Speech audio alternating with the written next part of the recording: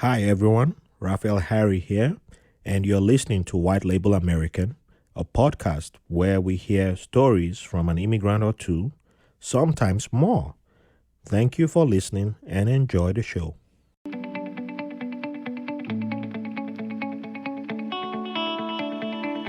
Welcome to another episode of White Label American.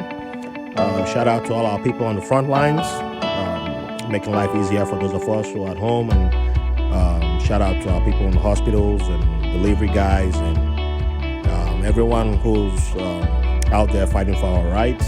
Love and appreciate each and every one of you, and thank you for the work you guys do. Today's guest is a wonderful, fun-loving, and fantastic gentleman who I've had the honor of meeting once. And as they say, one time is enough for one time is all it takes to know a genuine superstar when you meet them, and yeah, he's laughing now, but I'm telling you, man, if you meet this guy, you just have to follow him on his channels, and you see what I'm talking about. So without much further ado, I introduce Oyinkro Kagbala. He is the creative director and founder of Chaos, spelled K-OS Visuals, and he's the chief marketing officer and co-founder of StudyFast. He's a guy who, when it comes to photography, videography, and fashion, he takes it to another level. I'm telling you, the big fashion houses, the studios, the videos, the movie studios, and sports. Everybody, they're missing out on this guy because the stuff this guy keeps doing. He's struggling to think of some things You that to you you say. you you, you can't have a dull moment when you come across Owen Cross channel and his videos, and if you're having a sad day or a bad day, he just makes your day better. And he's a young man, but he's full of so many beautiful and wise words, and it's just beautiful everything that this guy puts out. So it's my honor to have Oyinkro today. He goes by O, and he will t- I he will t- do. he will tell us why. But yeah, so I'm just honored to have you today on the podcast. So welcome to the show today. So how you Thank you doing, for having O? me. Bro. I'm good, thank you. Thank you for having me. That was a great intro. I could have, don't think I'd have paid you. I'll pay you later on, but it's fine. I accept dollars and pound sterling. I won't say You're no. So yeah, let's begin. Let's begin at the very beginning. So tell us about where you were born and what was childhood like for you. Good question. I was born originally in Winnipeg, Manitoba, in Canada. Um, I believe in Victoria Hospital. And Winnipeg is known to be very cold. They call it Winterpeg. I Wow, think the last time Winterpeg. Winterpeg, I think the last time I went there was like I want to say like nearly 9 years ago. I think 2011, 9 years ago.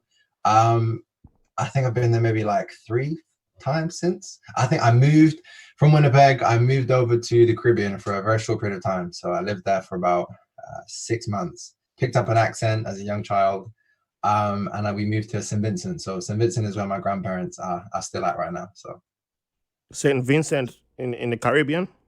yeah, so I lived there 6 months. I went from a really cold place Mm-hmm. to a very hot place, and then afterwards, I then moved over to the UK. So that's pretty much. I did a lot of traveling in my very early years of my life. I think I went to kindergarten. I don't know how that links up to like reception and stuff here, but that's where my education started. So Oh, so your first accent was more on the Caribbean side. yes, that's right. Yeah, I got a Caribbean accent Wow. to begin with, So and it is that cemented. also your first memories are also from the Caribbean? Yeah, I remember. I remember spending time with my grandparents. I think my dad was finishing his studies and obviously looking for work as well. So he moved over. He moved over to the UK to kind of get us grounded and settled before we came over. So while we made that transitional period from obviously Canada to the UK, we stopped off, me and my mum, and we stayed within the Caribbean. And yeah, I was looked after by my aunties. I went to school there as well. I joined the school, so I went to two different schools in a very short period of time. Yeah. And then yeah, I was able to spend time with my early years with my grandparents. Only for like 6 to 8 months, but it was still I still have lots of pictures, lots of memories. And then yeah, then I moved over to the UK. I think obviously the older I get, those memories start to fade away a little bit, but Hey, but every now and then some creep back in, bring creep a back in. smile, Yeah. smile to your You see face. a good photo, Yeah. or someone tells you a story or something. Yeah, I think the last time I went to St. Vincent must have been about I want to say 4 or 5 years ago, probably. Maybe just before I started uni. So I went a while ago, and I was able to see my grandparents. My grandparents have visited since, but yeah, I think I plan to go again soon. So, Saint Vincent is a country, or is it a country, a colony, or is it like what is it? Because I honestly I've never heard of that place until today. I know of I'm most other countries in the Caribbean, except Saint Vincent is one of those that I rarely I think ever it's hear part of about. the. Listen, if anybody listens to this right now says I'm wrong, I apologize. Geography was not my strong suit, right? just clearing it up. But I believe it's one of the Grenadines Island. It's part of how do you say it? The Grenadine. How do you say it? Is it what the where Grenada is? Yeah, it's part of those islands. It's like as a collective. It's not like its own Oh, entity. okay. It's classed as like, because it's next to like the word, I'm missing the word, but it's like next to Beckway.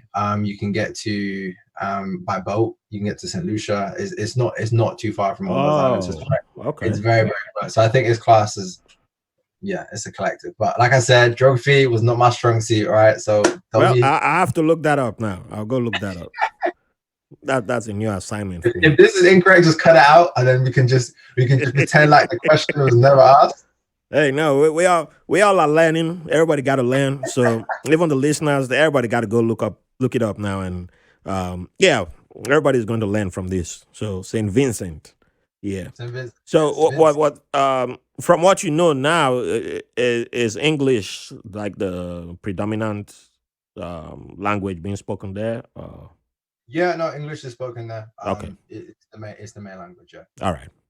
So where in the UK did you guys move to? For those who know, we moved to Kent, Oh, Gillingham. I've heard of Kent. Yep. That was the first place we moved to. That's my dad finished his studies there. I believe he went to Greenwich University, I believe. And that's when he finished his mechanical engineering degree. And then yeah, after that, we then moved over to the countryside, Norfolk, as they would say. Oh, you moved to Norfolk. All right, that So makes yeah, sense. yeah. Hence the funky accent. I don't sound like I'm from Norfolk, but a few words creeping here and there. Okay. So with all that you've said now, what's your favorite childhood memory? Ooh, that is a question and a half. What is my favorite childhood memory? How young are we talking here? Are we talking like Hey, really young? up to you. What would you can pick from really young, or what the one that Childhood brings memory. the most smile to your face right now. I would say, that's a good question. Or you can even tie it to what you're doing, because there are some memories that we pick on without even realizing that it brought so much smile to our faces, but when we look back on it, it's actually tied into what we are doing creatively, Mm, in a creative way. mhm. It's something that in a way just showed our nature. It showed our it showed that we had that creative juice right from time. But Yeah, I we, know. I we, hear we you. we might we might think that was the older we got, and then it started popping. Nah, it was always there. But yeah, I would say one of the things I remember about being in St. Vincent, apparently, and there's a lot of photos of me. I used to walk around with in diapers all the time and wear everybody's shoes. And I used to love basketball, so I used to always carry basketball everywhere I went. And yeah, that was, I had a lot of aspirations as a child. So I wanted to be a cowboy at one point. I wanted to be an astronaut. I wanted to be work in the circus. So all of Oh, these things. Yeah, yeah, apparently. So that's fascinating. I went through What phases. what I did went you through want to do in the circus? I have no clue, but I'm sure something humorous. Something humorous. Something that make people laugh. I'm not sure, but yeah, generally like that. I'm always reminded.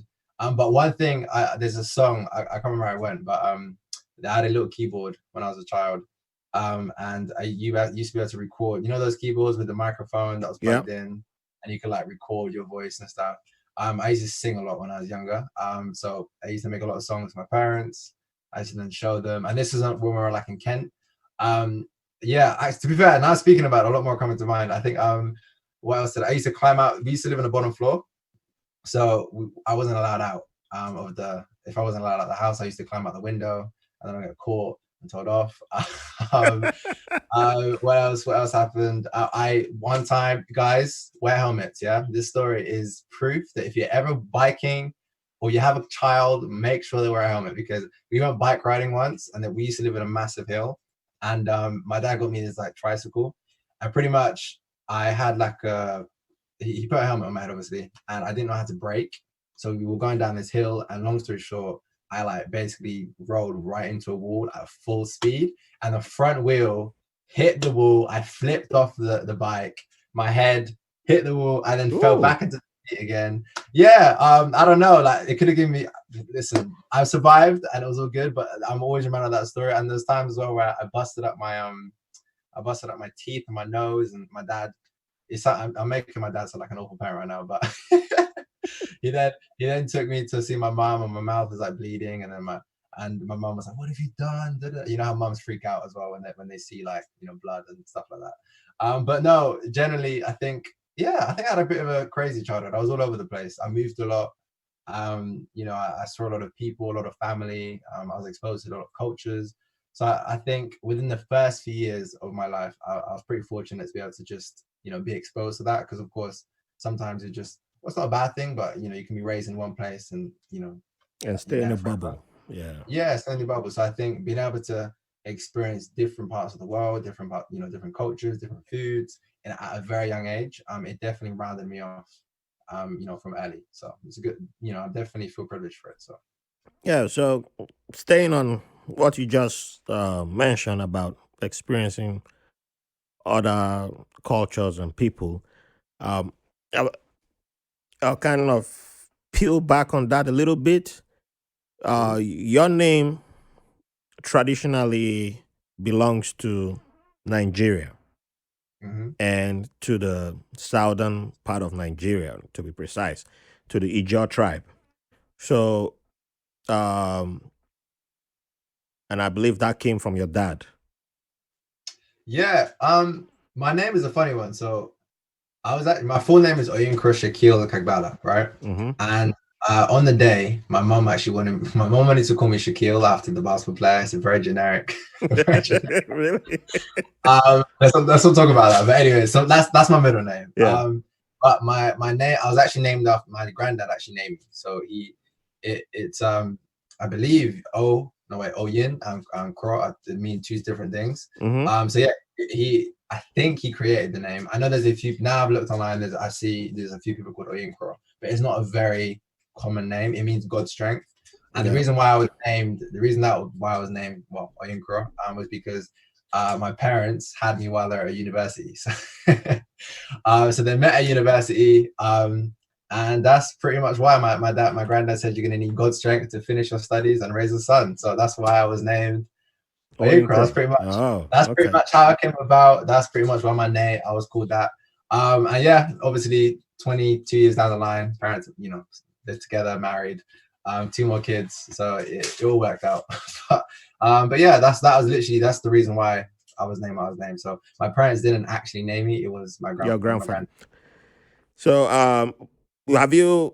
Well, I was going to save this question for down the line, but I'll just throw it now. Have you um, connected? I know the UK has like a large Nigerian presence, and like well, there are fellow Ijaw people there because I'm quite familiar with a lot of them. So do people run into you and see your name or people and Well, ask you like, "Whoa, wait, so brother, do they start speaking or do they like they ask like, so are you from this family or do they just hit you um, straight up with the I questions think like, what state where are I you from in live. Nigeria?" Yeah, no, where I live, I live in a very it's a diverse place, but it's not like diverse like with Africans. Okay. It's like Eastern Europeans, Mm-hmm. Portuguese, Spanish. But Um, earlier in your life, did you ever run into yeah, anything like I that? think if I'm meeting elders or if I'm meeting like it's other obviously other Africans, for example, or friends, I will Yeah. get that question like, where are you from?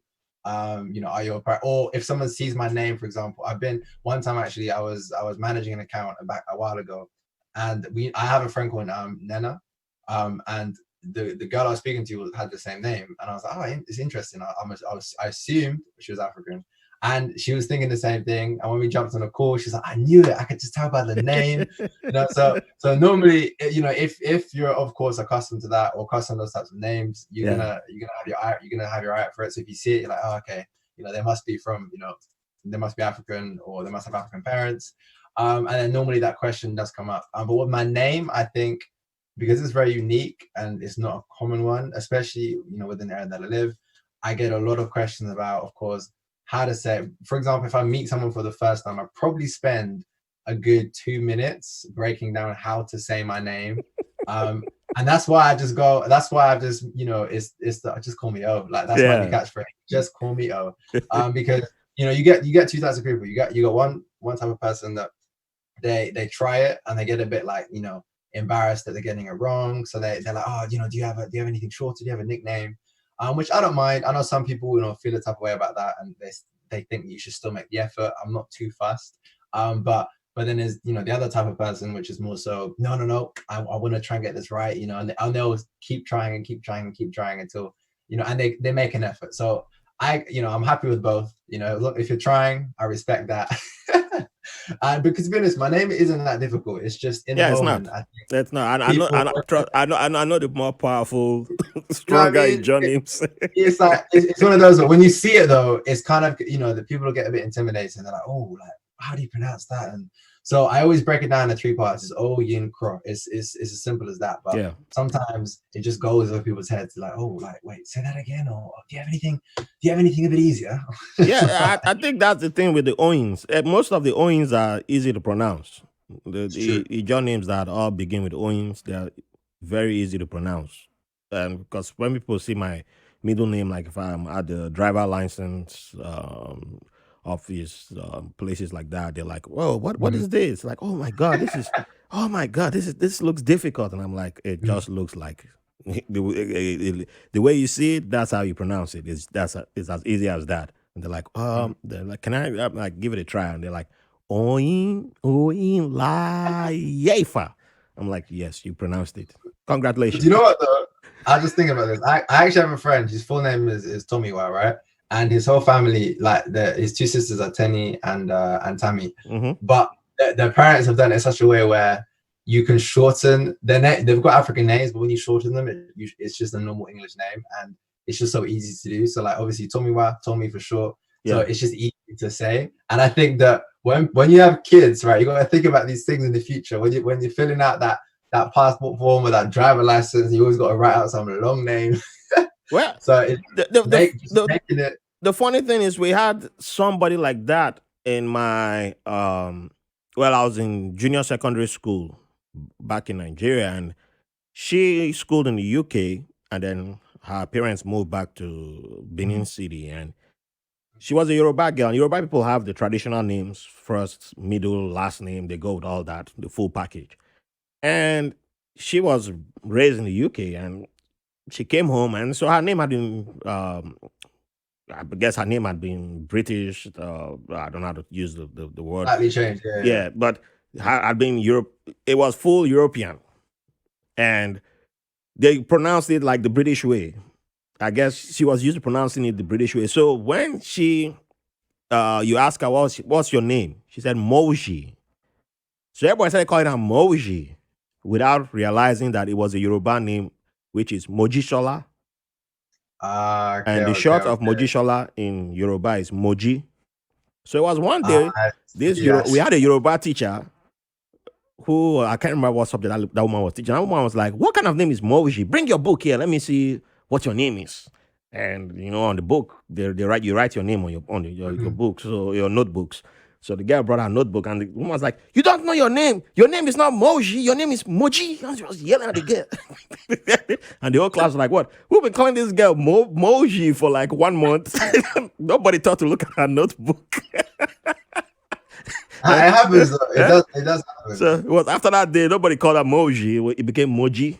Moji Yeah. until we finished, until I left the school because I moved to a different state. But yeah, everybody stopped calling her Moji. But it was like a huge shock to the whole class. Like, what? Your name is It makes your name is not Moji. Because everyone's like, what kind of parent named you Moji? But I guess when you go back to Nigeria, it becomes yeah. like a whole different thing. There, everybody's like Moji. What kind of parent named their child Moji? And then in England, I guess it's like, oh, that's a nice name. Meanwhile, in Nigeria, people are like, You oh, got. Yeah. You fully have to. You have to change your mindset, innit? so yeah, it's I guess names work differently in different places. It's yeah. But like Do you have a Do you have a middle Do you have a middle name? Because one thing I do. Well, I see a lot is that, of course, a lot of Africans will have like English or Christian English names. Um, so my dad's, for example, his full name is Etipo Charles. So his middle name is Charles Kagbala. And I know when he first came to the country, mhm, he used that to apply for a bunch of jobs. yeah. And then when he gets to the interview, he'll be like, "Oh, by the way, my name's actually Etty. Like it's like my first name is this." But it's one of those things because again, like if someone can't say your name, that was like, my dad's name is really easy to say anyways. But it's one of those things where it's a common thing. You'll see like Charles or like Paul, for example, Peter, like they're common like middle names you would see. Like, and in my family, anyways, they always have like a very simple name, English name, middle name. Well, So, for the our people, the region of Nigeria where we are from was the first to interact with Europeans when they started arriving mhm, before colonization and all that. So the converting to Christianity began from our region going mhm, into the rest of the where you have Nigeria today.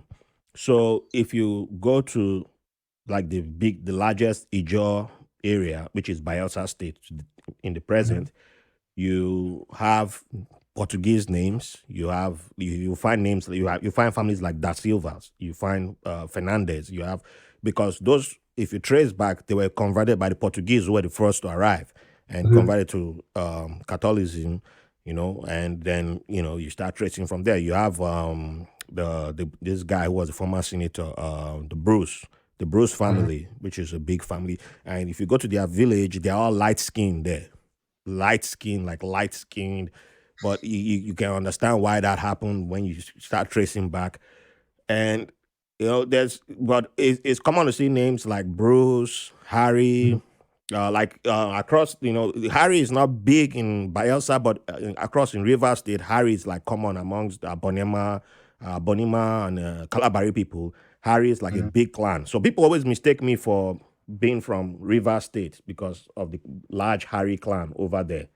Okay, Yeah, okay, okay. and but it's a common thing to see English names like that. So with Christianity, yeah, and all that, it's common. Like former president of Nigeria, Goodluck Jonathan. Well, that was his first and last name. Mhm. Why would you have a name Goodluck Jonathan? But his middle name was Ebele, and I think he had another name in between. But Makes sense, people makes think sense. like when the people like me, some people assume that I changed my names because I moved to America. I was like, no, that's the Okay, names that I had growing up. Those are the names I was given. mhm, Raphael Harry. mhm. Then And I in I still America, it find it became crazy. Raphael because America they don't say Raphael, it's Raphael. Only a Costa Rican that I met once that called my name the right way, Raphael. That Right. pronounced it the right way. It was like Raphael. I was like, I was so shocked I didn't even know I was being All called. right, so it's not Raphael, it's Yeah, it's Raphael. Raphael. Okay, Yeah. cool. So I think I interchange between the two, Yeah, depending. I'm used to. I'm so used to it. Like sometimes it's a shock to me to when people actually call me Raphael nowadays because I actually lost a job for, for not saying my name was Raphael. Oh, wow. Okay, Yeah, okay, that was okay. my early days in America. That's how they knew I wasn't Spanish speaking. So, I'll keep that in mind though for no, next no, time, no. right? It's fine. It's fine now. Now I'm used to it. Like people address me like Raphael, and I'm like okay. So, but yeah, but when you meet, you go to biosci, you see everybody with like names like some have like Timmy Pre Silva, former governor Silva. Mm. The Silva is not spelled Silver. It's Silva. Yeah, yeah. That's That's what yeah, the I know what Silva. you're So talking yeah, about. I think he's a minister now. He was former governor, and that's common. And then in places like Lagos, you see some Yorubas too with something like that. Mm. Even non because Lagos originally was founded by non-Yorubas, so there's a lot of history there. But people just assume that it was only it's a more recent thing, but it goes all the way back to the interactions with missionaries and then the adoption of Christianity, and then the name changing began, and that's how. So in the way, like in the north, where Islam came in and people started changing their names Mm. to fit in with the religion, in the south, the same thing began too. Ah, So it's only like the east where majority of them still kept their last names tend to be like Igbos keep their last names, and on mm, the west, Yorubas keep their names too. But mhm. for we, you find a lot of us who our last names tend to be English sounding, Yeah, names, yeah. Portuguese sounding, or Names. Spanish sounding, depending on who we interacted with back in the days. So yeah, that's where it Makes sort sense. of That makes comes. sense. That makes sense. Yeah. Got a bit of a history lesson there, man. Yeah. Hey, people don't know, so it's part Ah, of. it's true, it's true. One thing I always remember the first time I met you. A fountain, you're a fountain of knowledge, my friend. I have to say that. You're a fountain of knowledge. I'm learning every day too, so it's not just. I got on. I learn from people like you too. You taught me stuff too, so it's not tied to just only me. So let's move on. We've done a lot on names. So being that you moved around and you know you still you travel a lot, but you're more of a UK man nowadays. You know, UK is your home. Yep, What's your yep. and now that you're a man who okay, wait, before I go into this question, let me rephrase that. Before I jump in, you are now fully into embracing your creative energy and putting it out into the world. But before you got to this stage, who were your role models that you looked up to that put you on this path that you now this like even before you decided like you were going to be this person, what put you on this? Who did you always look up to? Like who were your role models? That's a good question. I think honestly, I think when I was younger, I never really had like, you know, I guess I never really had like I know a lot of kids, they look up to footballers or they look up to, Yep. maybe some of the famous people. Genuinely, I was quite, I think I never really had that as a young child. I think I was more, of course, my dad, as it were, my family. Like I think my family is very creative. My auntie, one of my auntie is a musician, and the other auntie, she's very much into fashion. My grandma, she had a fashion shop in St. Vincent for the longest period of time. She had her own line. So like from dancing to music to singing to like everything, drawing is we have a very creative family. And that's just from even my sisters. They're incredible drawers. I think so. It's something within our family that we've always been. So I think everybody around us, there's always been that creative element from a young age. And I think before I got into the world of video and the world of photography, I was very much into my music, so I did a lot of I play the guitar. I haven't picked it up in a long time, but I play the guitar. I had cornet lessons, which is a trumpet, for like 5 years. I played the trombone for like 2 or 3. So yeah, I think I've always been into some form of creative art. Whether that be singing, playing an instrument, writing some form of poetry, spoken word, rapping, attempting to, and Mm. whatever it may be. So I've always been into something creative. So I think there was not really, I guess, a role model or someone that I aspired to be like. I think it was only as I got older and I started to, I guess, figure out what I wanted to do, and more about the world and everything else. I started I was exposed to more things. That's when, yeah, then you start to get different forms of inspiration. So, inspired from the people that you have within your circle, inspired by the content that you consume yourself. Yeah. Then you look at other people who've had similar journeys to you, or on the same journey as you, or started at the same place you did, and then that inspires you. So right now, of course, I have people that inspire me. I have people that I really admire the journey that they've taken and where they've got, etc. That I use as like a yeah, it's kind of like a roadmap, myself, to kind of see if I'm at the right place at the right time.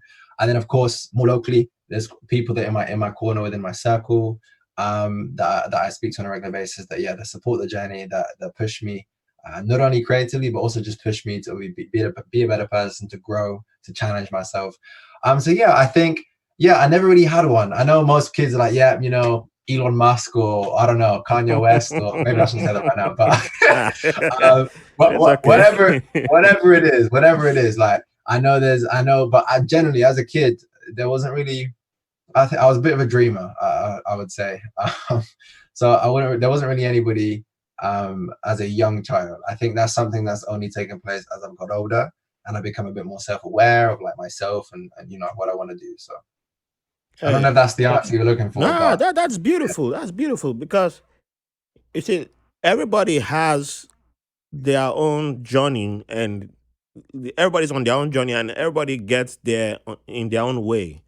mhm, And like you alluded to, some might have Elon Musk, some might be Kanye West. Be yeah, it might not be cool to say that, but that doesn't mean we should discount those who said they mhm, looked up to him at one time. Well, yeah, at one time I yeah, rocked with Kanye West, but mhm. now I look back and I say, yeah, he was telling us he had issues a long time. If you listen to his lyrics now, he was clearly telling us I, where the generally, problem like was. on Eh, that eh, topic, I feel for him, man. I I feel got for him. no, I It's got not. I'm no. not laughing, but Yeah, I'm I serious feel for him. about it. I'm like, if you listen to his lyrics back from the early days, I mean, Yeah, it was right there. It was in our faces, but we just I feel didn't for him. want to see or hear what he was saying. We only wanted to hear what we wanted to hear. So that's what I would say about that. So that's why I don't discount.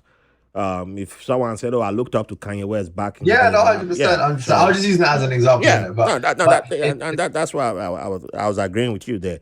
So it doesn't mean that, but I liked what you said, that you were a bit of a dreamer, and because someone might be listening and saying, I'm a dreamer too, and I don't look up to, I'm not like everybody else. But am yeah, I crazy for being that way, or am I weird? And everybody might be telling you that you are weird, and if they hear this episode now and they're like, oh, there's nothing wrong with me being this way. And that's the beauty of it, because there should be options. And that's why I'm trying to 100%. let people know that, yeah, there are different ways to get to your destination. And we Mhm. shouldn't limit, because, back in my time, it was like, everybody's doing it this way. So you must do it Yeah, this way. And you must only think like everybody else. And if you try to be like, not as much freedom. Yeah, yeah, not as much yeah. freedom. 100%. So yeah, that's why I love Being a what you dreamer said. always wins, man. Like Yeah. my fiance always says to me, she always says, I like the idea of things. And so I just like, I always, imagine if this was happening, or one day we're gonna be doing this and doing that. And my dreams, it's not ever, like, me driving a Lambo or a Ferrari. So it's always the down to earth simple stuff. But it's still just one of those things where I think that, when you have these ideas, or you have these I guess quote unquote dreams that you may want to achieve one day, just, yeah, keeping them alive, and just making them realistic, I guess, and doing what you need to do to get to them. So for me, like I said, I've always I've always been quite, I think I always had that element of creativity. I've always liked to express myself in some way or form, whether that be through, yeah, music, or dance, or whatever, or sports, or, and now is video and photography. But there's always been that form of creativity from a very young age, right to present. So You see, that's why when I was asking about your favorite memory, I was mentioning that, there's sometimes it's always been there. And sometimes people Makes sense. always make it sound like, oh, it was until the radioactive spider bit you before you became Mhm. that person. I'm like, But no, to be fair, it we was kind of like that when I met you. So wait, when did I see you? Right? I saw you about 2 years ago, right? yeah, it It was was about 2 years. about yeah, it was close to 2 years ago. Yeah, it was about 2 years ago. AB was So just a few months old. yeah. Yeah. So funny enough, like my I guess my educational journey was very much I studied music history. I studied all the core subjects, but my additional subjects were music history and sports. And I wanted to be a physiotherapist. That was like my end goal. I wanted to work within sports.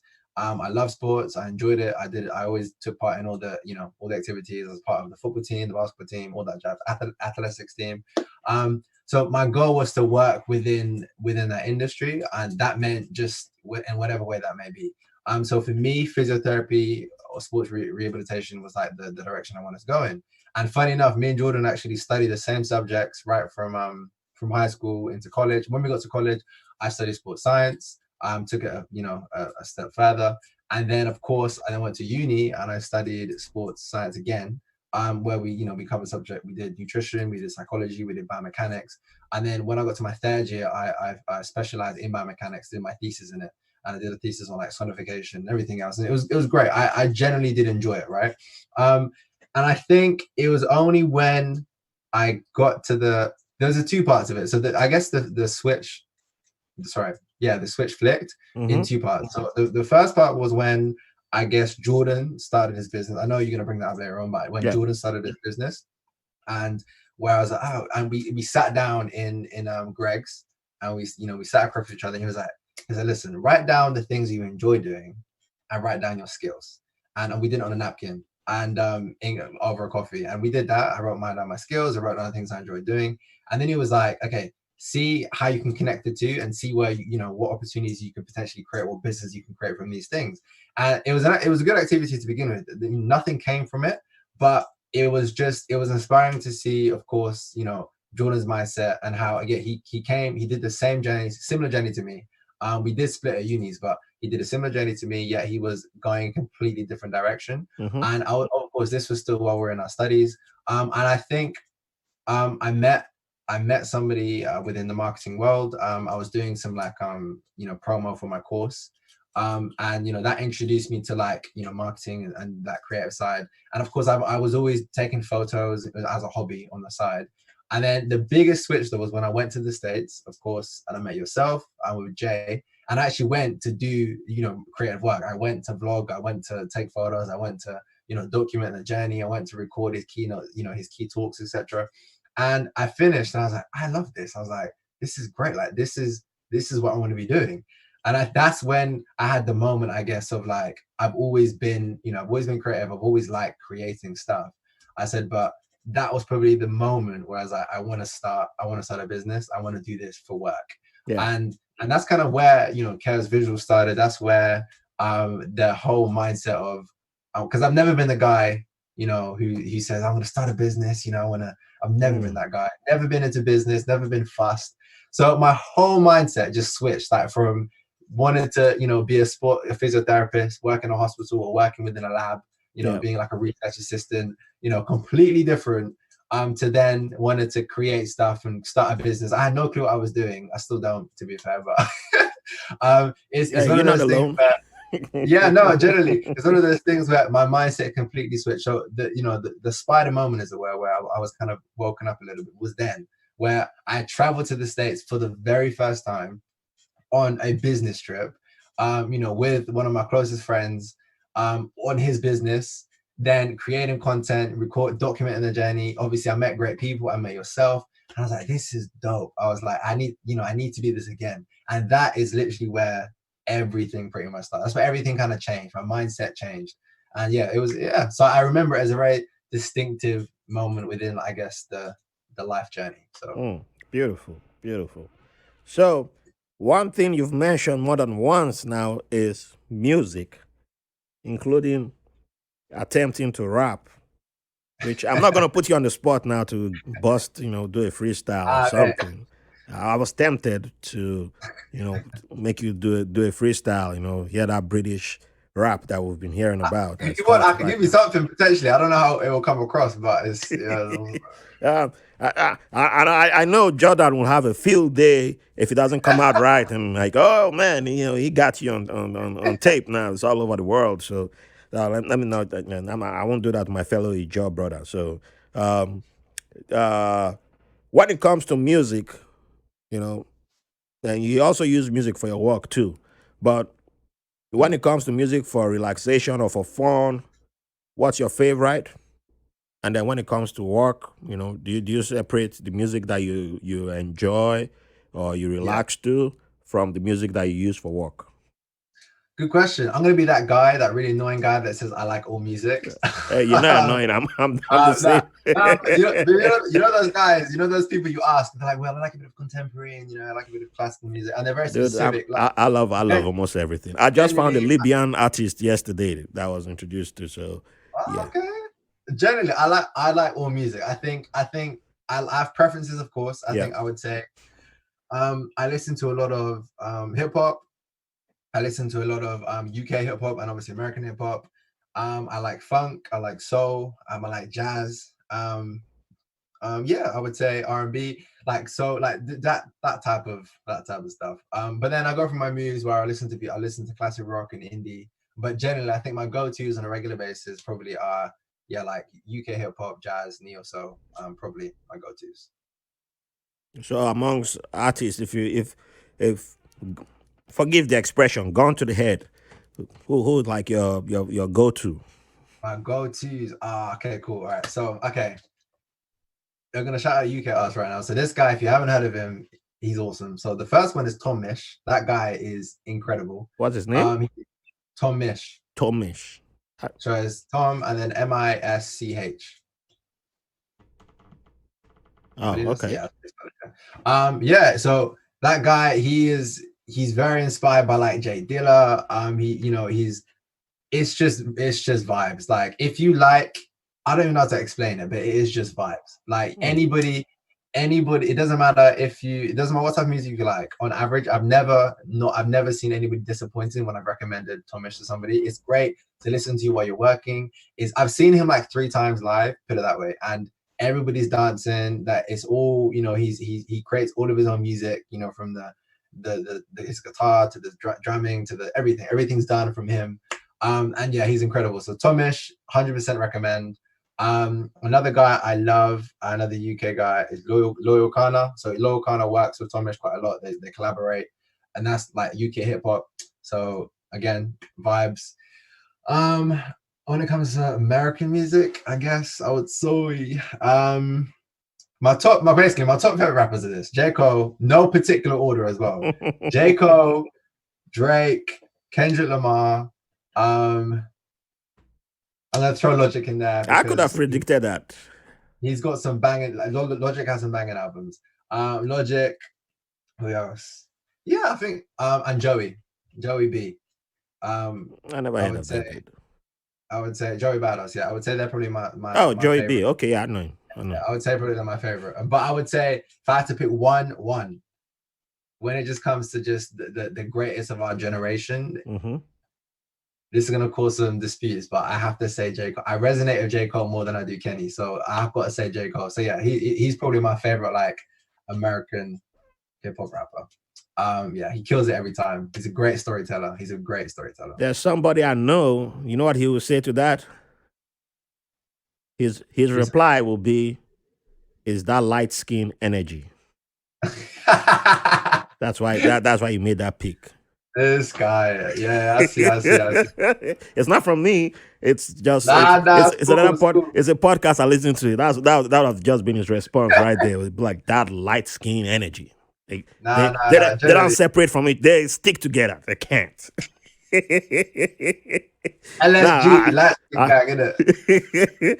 nah, but I love J Cole too. But although Kendrick Lamar is my favorite, but yeah, those are good Okay. picks. No, I love Kenny as well, but Yeah, I just yeah. those are good I picks. always go for. I'll I'm always check out the Tom Misich. How you pronounce his name again? Tom Mish. Tom So Mish. yeah, Okay. Tom Mish. All right. 100%. Check him Okay, out. I'll He's check my him out. go-to for everything.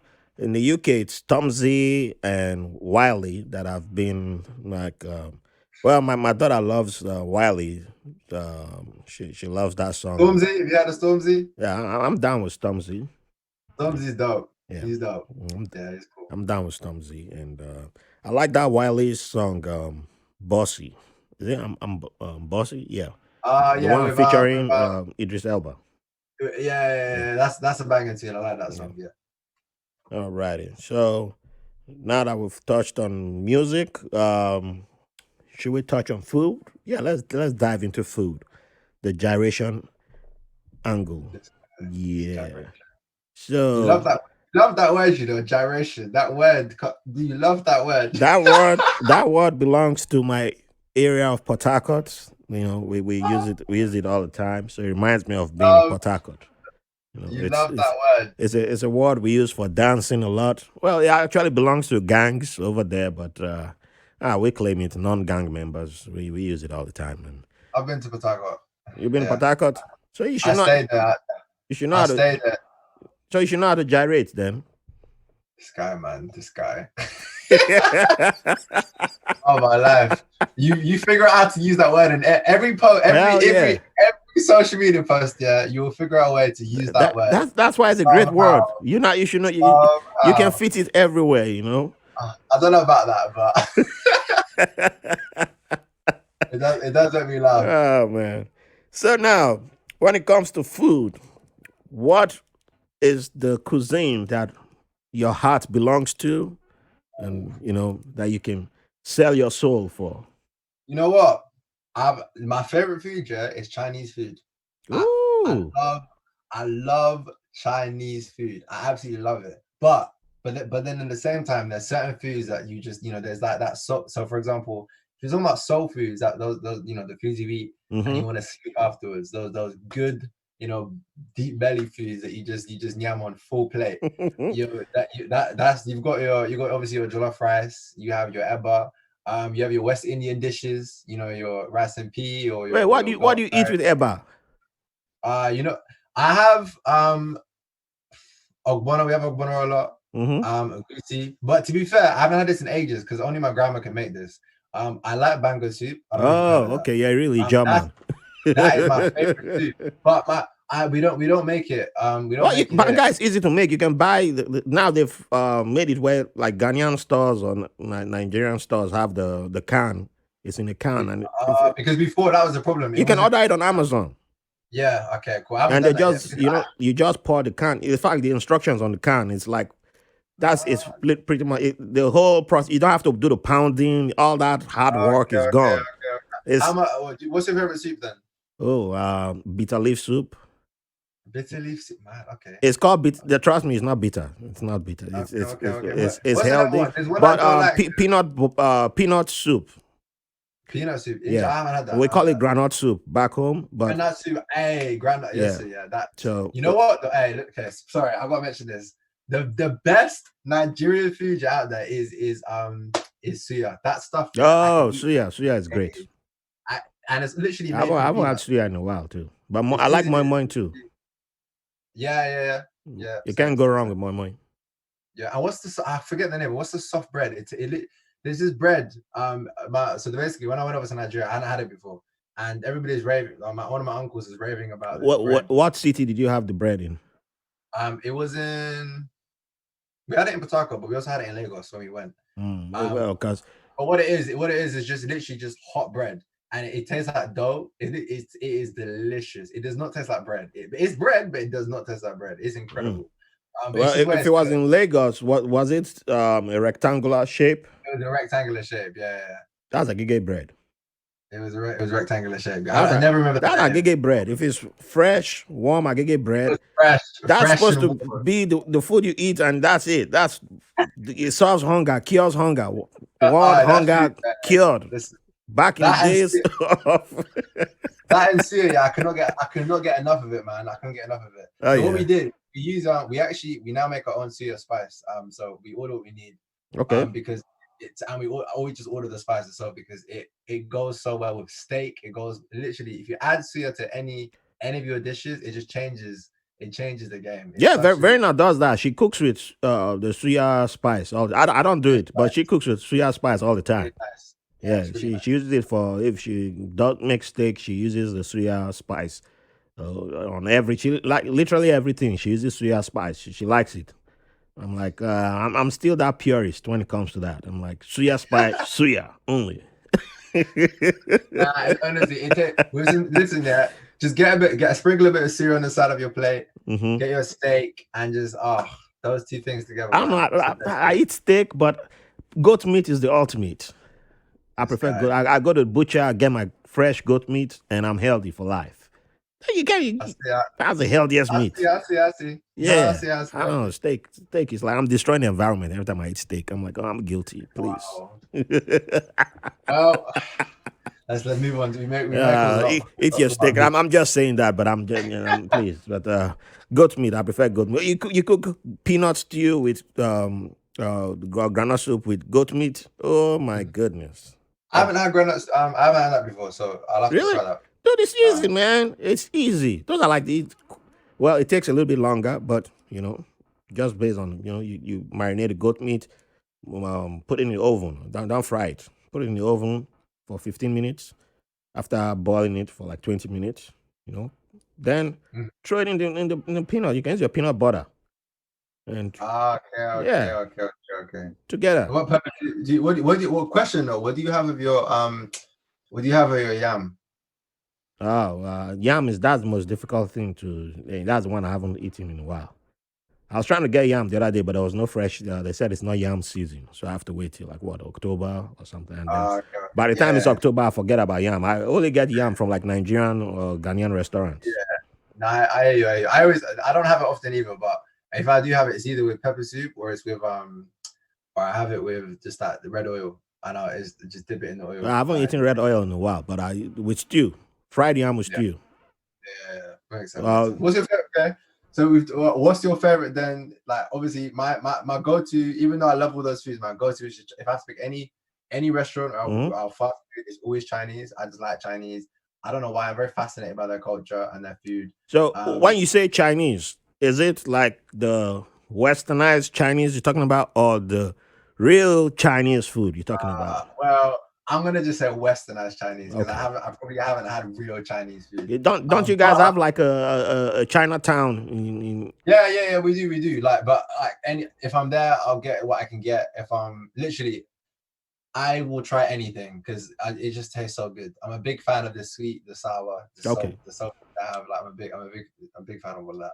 But yeah, I don't know why. It's always just been my favorite. I'll pick Chinese over Indian. I'll pick Chinese over. Oh man, the Indians gonna come for you, man. Sorry, they're gonna come. I love Indian food, yeah, but I don't know, like you just can't beat you can't beat a good Chinese man. Come on, like imagine, and chop box, you got your chopsticks, you're just sitting somewhere on a ledge. I don't know, yamming your it's just good, man. Nothing beats that. Watching a movie, I said like nothing beats that. Nothing beats that. So That's great. I mean, I mean, I've had, I'm still the guy who I try cuisines from everywhere though. yeah, That's the same, thing. same. I hardly say no. Well, except if it's like I think the one I said no to is the Filipino. What's it called again? The embryo, the half embryo, still in the egg. Yeah, that's where I drew the line. Like, yeah, Oh, miss me yum. with that. I've forgotten what. Okay, Oh, man, okay. I've forgotten what they called it. Dang, I still I remember. know, I know what you're talking That about, used to but yeah, scare yeah. the hell out of me. Yep. I said, yep, miss me with that. One, I went to LA last year and I had the first time I had like proper Mexican food. Oh, yeah. It was LA, that yeah, um, that Texas, changed the game. Yeah, those yeah, are yeah. good places. Yeah. So those states down there on the border with Mexico, well, yeah, well, they used to be part of Mexico anyway. Yeah. Those are good Some places for real good Mexican Mexican food. food, man. Real Yep. Mexican food, man. That changed my view. I was like, I liked it before, but I left with a newfound appreciation. I was like, okay. Yeah. There's somewhere in New York that you can get something of that quality. Mhm. Yeah. Next time you're in New York, I'll take you there. Yeah. I hope to come back soon, man. Hope to come back soon. Yeah. Well, I'll take you then. You just remind me. So, yeah, let's move on from food because I'm beginning to feel hungry now. So, I have to maybe I'll go for Mexican tonight. I don't know. I have to decide now. But I don't want to be thinking about food. So, let's move on. Yeah, where was I?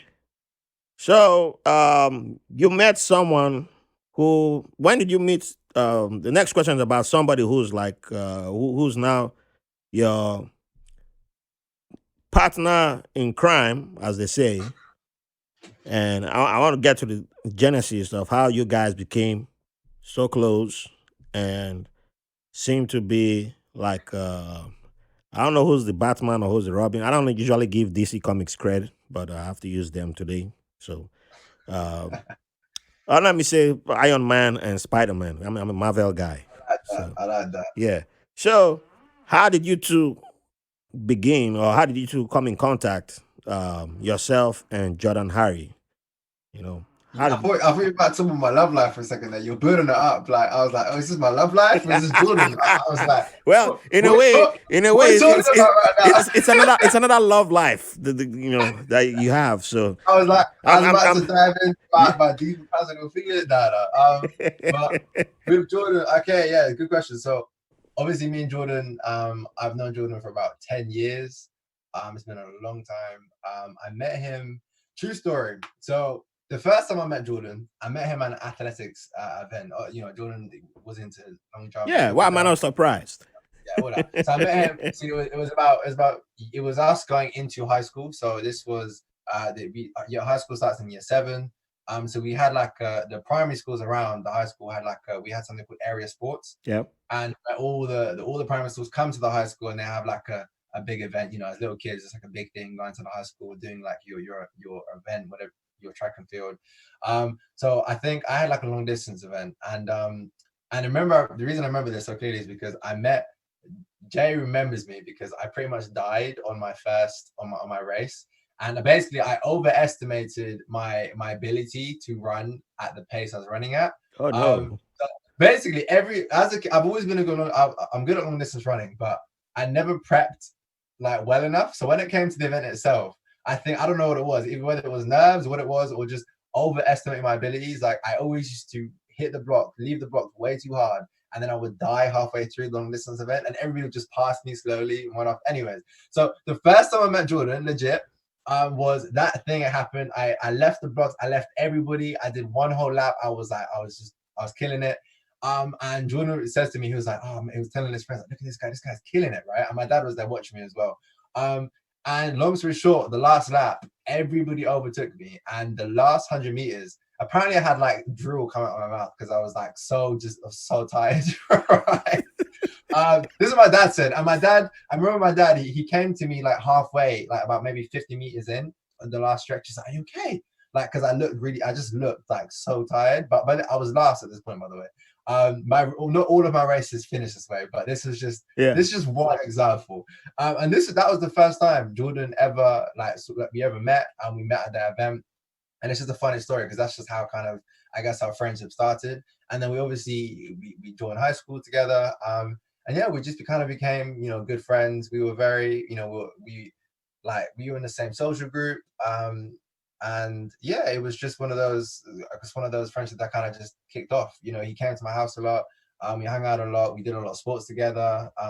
Because we studied all the same subjects as well. We were pretty much did all the same stuff, throughout high school right through. So we studied music history and PE, like I mentioned. We picked the same sports to like specialize in. Like we did in GCSE, we had to do a basketball. We had like we picked basketball as one of our sports, and we were the only two who picked it. So they had to assess us in a number of key areas. And it was funny because it was just me and him. It was like a one-on-one. And at the end, they sat us down and they're like, okay, cool. So what do you think? So we got marked on our exam, and we also got marked on a physical assessment. So they marked us on our theory, and then mark us on our physical skills as well. So if we could shoot a free throw, if we understood the rules of the game, that type of stuff. So at the end, all this was part of the GCSE. Yeah, all this was part of the GCSE. So in GCSE, you had to pick that's for like 3 sports. And they were like, you basically had to do obviously your exam, on paper, but then you also assessed within these 3 sports, and they would grade you and then would average it. Wow. So I think mine was like basketball, football, and rounders, I believe. But anyways, me and Jordan were the only people who picked basketball, because it's not massive within high schools, especially within my area. And this is the funniest thing. Like, this is year 11. We've been now together for about 4 or 5 years at school. We get sat down. He's like, okay, so what do you guys? How do you guys think you did? And he was graded, by the way, out of 10. And I was like, oh, I think, no, what was the question? He was like, who do you think went up? What was it? It was something like, how do you guys think you did? And I was like, yeah, I think we did it right. I said, I think we probably got like an 8. And then the teacher asked, who do you think did better? Without hesitation, Jordan was like, me. I was like, what? I was like, whoa. I was like, slow down.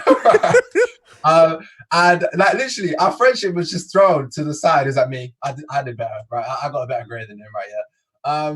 Anyways, we got exactly the same grade. We both got 10 out of 10. We both smashed it. Beautiful. But no, so I've known Jordan for a long time. We went to college together, and we studied again sports science. And then after that, we split. So we split. We went to different universities. I studied the science side of sports. He studied the social side of sports.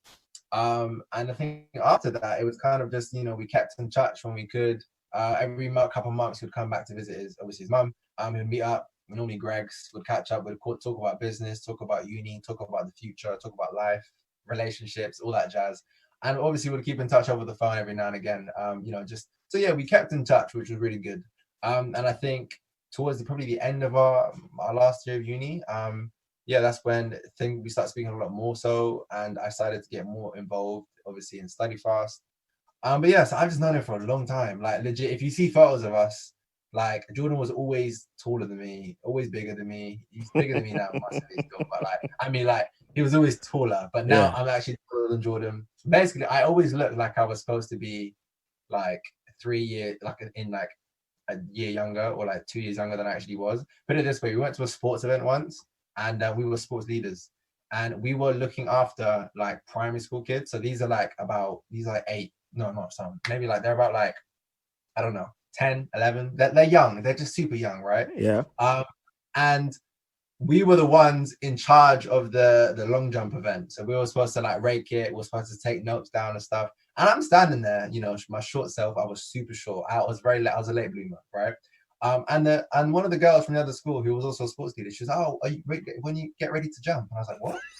And I was like, what do you mean jump? She's like, you have to go and line up to jump. And I was like, I'm a sports leader. I was like, I'm not part of this event, right? And of course, Jordan's creasing because he's like, this is hilarious, because I was always mistaken. I was so small and, had a super high voice. Yeah.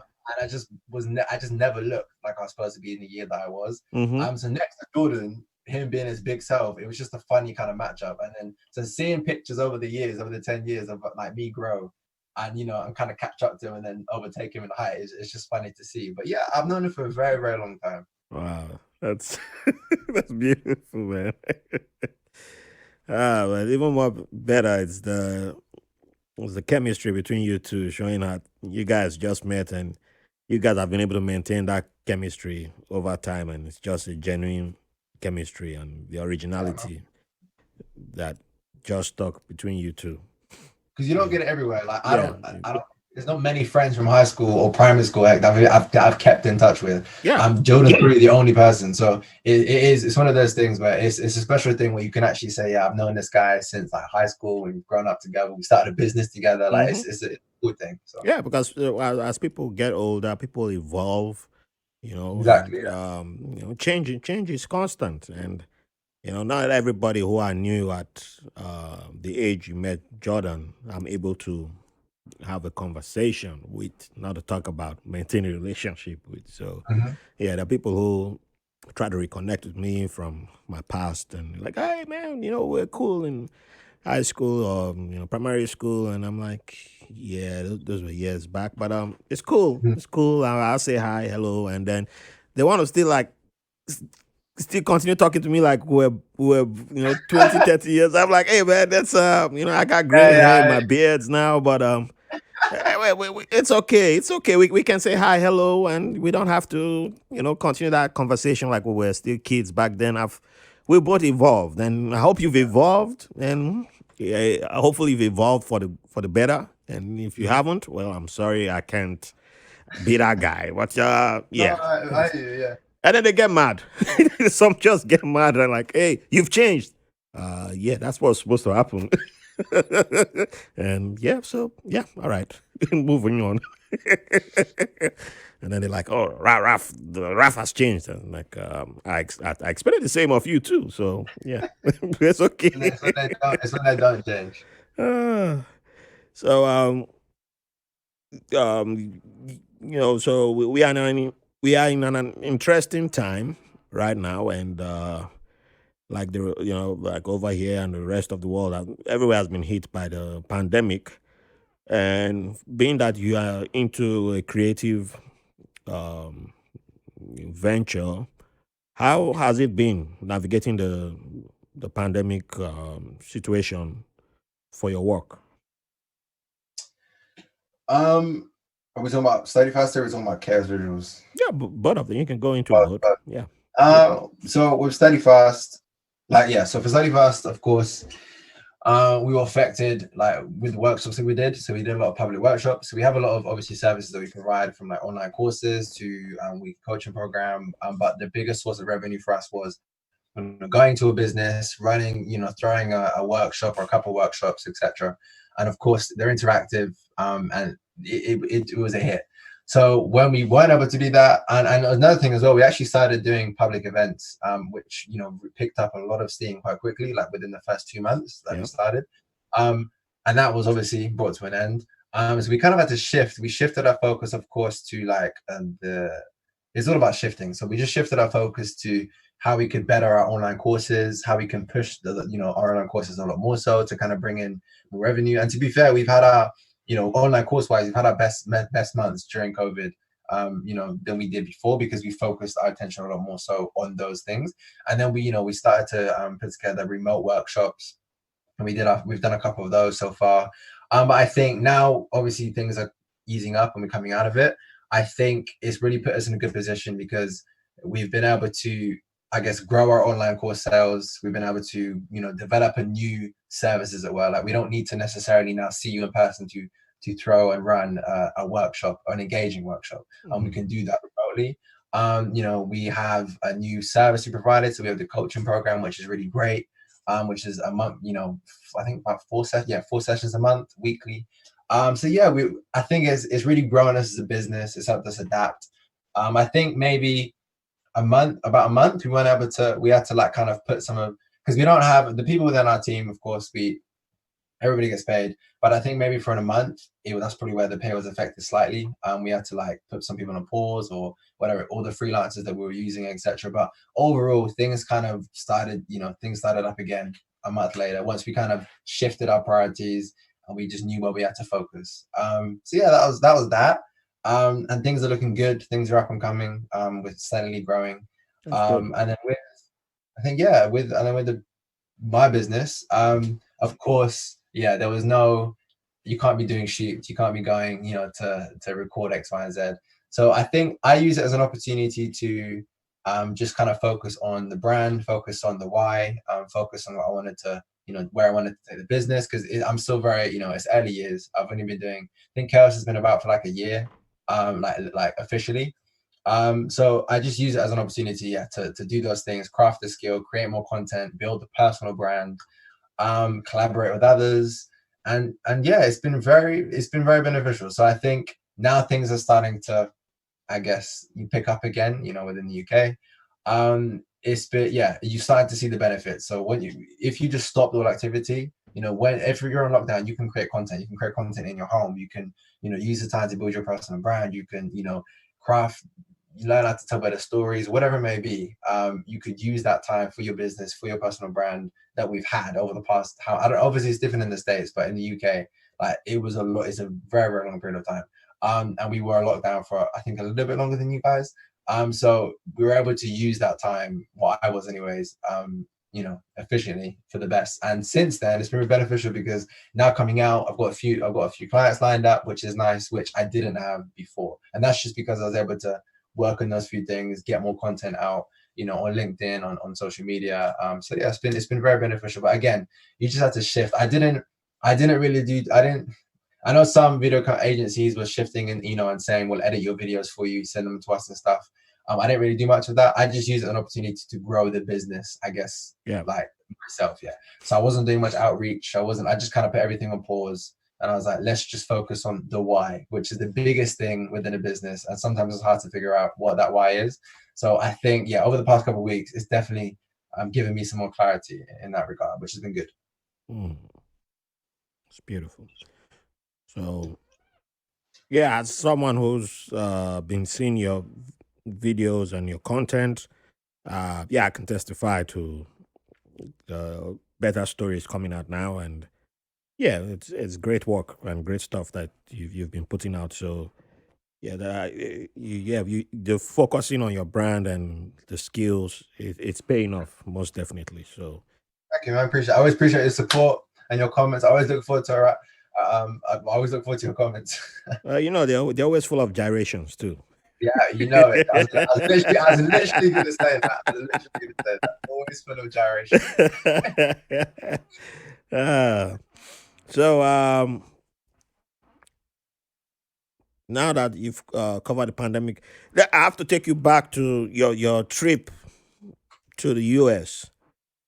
That was the first time you came to United States. I know you've been to other countries too, but I want to focus on United States because I know by the time you come again, it would have changed based on what we are going through right now and all the craziness.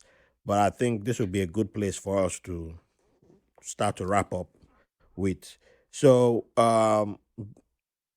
this was you came with Jordan on this Mhm. business trip, and what was your did you have any culture shocks that stood out to you on your first trip to United States? Yeah. Okay, so I'm gonna be real with you. Yeah? I think every time I've gone to the States, I feel like, and I blame movies for this. I feel like you're kind of slapped in the face with like what it's really like, and I feel because expectations are quite high, you kind of are a little bit disappointed. So, for example, so San Fran, I had no expectations. Like San Fran wasn't. It was we were staying like near Silicon Valley. It wasn't super busy. There wasn't loads of people around. It was quite calm. But where we were staying, like when we went more central, of course it was busy at the shopping mall and stuff, but it wasn't like that was it was quite chill, quite a chilled vibe. And then of course went to New York and I had this like, 80s film, 90s film, that type of just that vibe that you get in and I think and me and my fiance talk about this all the time. We want to go back to New York because I don't think I stayed there long enough to really kind of enjoy it as much as I probably should have. So I love going. I love the people I met. I love the vibe, love the accents, etc. I loved how busy it was, but I just thought I just didn't get that true, NYC experience, and I was slightly disappointed. It wasn't the culture shock more so. It was more so just I was just disappointed with. I had this expectation of what it was going to be like, and I wasn't able to really experience that. I think that was just because I was only there for like I think 3 days, three Was four it days. three or two? Yeah, it was really short. It It was was a really short. really It was a short time. so, and it was a business trip, so there wasn't much time to really do personal stuff. So, of course, I was fortunate enough to meet yourself, which was incredible, and I was able to, meet up with my uncle who I haven't seen in years. But yeah, I think it was an awesome trip. I really enjoyed it. But I definitely need to go back again because I need to re-experience it. I need to really take in, be there for like a week, 2 weeks, really, So that's the plan. That's the plan. We're gonna come back soon and stay there for a period of time so I can get that true NYC experience. So, but the Well, same thing, by the way, yeah. the same thing happened when I went to LA last year. I loved it, by the way. When I left, I didn't really come to an appreciation of LA, but the same thing happened. Like I turned up, we arrived in LA, and I was just a little bit like I was a bit disappointed, like because of course Hollywood, you just get this image of like Brits get this image of what Hollywood or LA is like the vibe, etc. But it just wasn't exactly what they show. so so Hey, so yeah, uh, interesting. someone I interviewed, he brought his parents to come visit, and he took them to Hollywood, the walk of the what they call it, the stars, where they Yeah, have all the stars, the Hollywood stars. yeah. The Hollywood Boulevard. Is that right? Yeah. Yeah, and the parents they were like, it's dirty. It's dirty It's everywhere. so. It's dirty. Listen, So I'm not even. yeah, and he said he looked around. He was like, you know what? Yeah, yeah, they're right. They're right. And like the parents, they came from Congo, and they're like, this is it. Why you Nah, bring us here? honestly, Like, he is what not is wrong. I'm not this? even, Raf, They're I'm like, not joking, what is yeah. this? What is this? Why you bring us here? Like, what? There's dirt everywhere. Like, the people we're working on people's names. Well, Listen, So bro, I'm what not even is joking, it? yeah.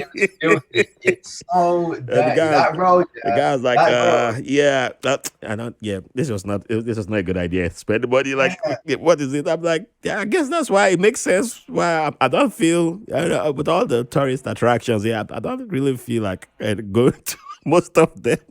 Don't, don't get me wrong, yeah. Like with No, LA, with LA, I get what you're saying, though, because yeah. when I arrived there, it's the same thing, and I think only the White House and the Lincoln, most of the stuff in DC, I've You been to, have the main, and then don't get me wrong though, don't get me wrong. Like, I feel the difference between LA and NY was that obviously I stayed in LA for a longer period of time. So by the hmm time I left LA, I think I came to appreciate what it was for what it was, right?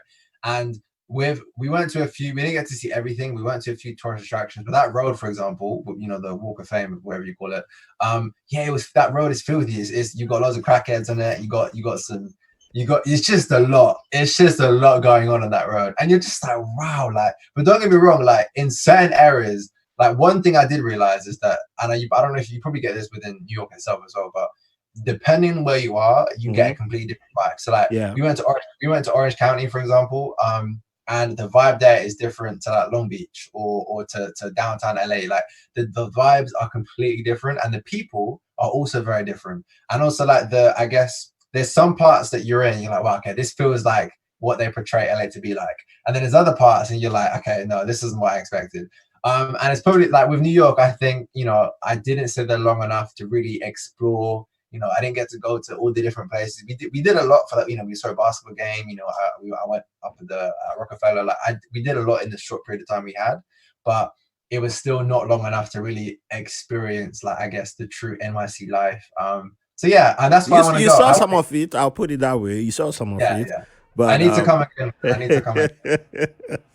all right, I think, yeah, yeah, for the most part, you will see. The thing is that where New York is set up is more condensed, so Yeah, yeah, in a way everybody is still in the same place. But when you come into, like, like the Brooklyns, or like even in Manhattan, but there are places when you walk, like you mentioned, though, but when you walk past certain places, you feel it, and then you start, yeah. oh You're like, yeah, oh, you okay. know that, okay, this, there's Yeah. money is speaking here. Yeah, all right, this is, yeah, because What I do love though is the pizza was great in New York, yeah. and also I had like a deli sandwich that was incredible. I don't. I really wish I wish I saved it on Google Maps because I had the most incredible. That's the best sandwich I've ever had in my life. New York, legit. The sandwich I had in New York City was the best sandwich A I've ever bodega had. sandwich. Yeah, Hands you can't go down, wrong with that. incredible. Well, we've moved from the apartment that we stayed at, that we were at when you guys Oh, came. you guys have moved. Yeah, but no, we're still in the same neighborhood. Okay, okay, okay, So okay. it's just like 2 blocks away. But Okay. yeah, but when you come this time, there's another place that has a much better sandwich that I'm pretty sure you enjoy it this time. Yeah, so I Well, got you. I'm planning to bring Kaya in it. So when we go, we want to come. We're planning to go for like about 2 to 4 weeks. Oh, nice. So yeah, we're gonna go for a period of time. So yeah, that's the plan. Or we'll do like 2 weeks in New York, and then we'll go to somewhere else within the States. But the plan is, yeah, is to come for like a period of time. So 100%, we'll connect. We'll meet up once All right. again. It won't be long. Won't be long. Okay. So now, final question. What would you like to leave the audience with? Could be a word of advice, could be a quote from a book that you've read, or it could be, if you want to rap, you could do a rap. You could rap a line. You could rap All right, let me an get advice. my phone and my notes for inspirational messages. Well, yeah, Um, whatever you want to leave the audience with. This is your time. Just well, I guess I don't know. It's one of those things. Let me get my phone out and just read out a few things. Not joking. Um, I think based on what we are talking about being a dreamer. If you have something that you want to obviously achieve, you have a goal you want to reach. Start taking the necessary steps, I guess, to achieve them. Because at the end of the day, you can only define your own success. Nobody can define that for you. So if you have something you want to achieve and you say, okay, this is what successful look like to me, and you do it, then you're a winner at the end of the day. But I think, as I'm a video dude, I have to say this: if you guys want to start video, or you want to get into the video world, just be creative and make sure you tell a story in the most creative way you can.